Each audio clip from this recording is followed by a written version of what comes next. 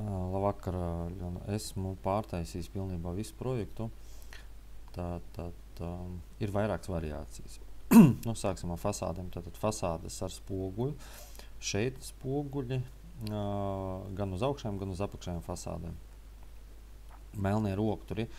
Skatieties, kā vēlaties, bet, manuprāt, šī arī visai akurāti izskatās. Tātad rokturi apakšā un augšā. Tā, kas attiec uz fasādēm. Un skapja piepildījumu, tātad esmu izmainījis.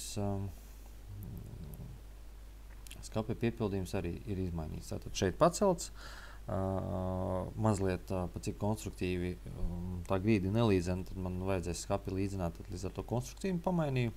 Ja būtu cietā virsma, tad būtu savādāk, bet katrā ziņā konstruktīvi ir pamainīts. Ievietot šeit papildus plaukti. Šeit ir izņemts. Šī daļa nebūs redzama, tāpēc, ka viņa aizsadzās aiz durvīm. Un ko es izdarīju? Es cokolu ieliku līdz ar ārējo malu.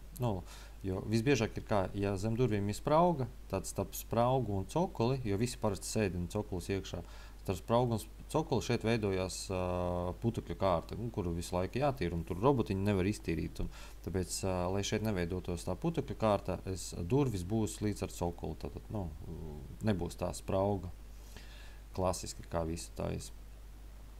Kas vēl tāds?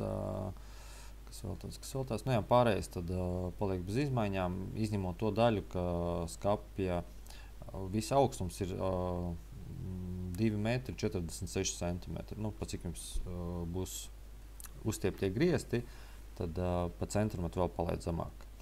Un tad attiecīgi sadalīju visus šitos te plauktus vienādos attālumos un nosūtīšu jums arī pēc mirkļa izmērus visu.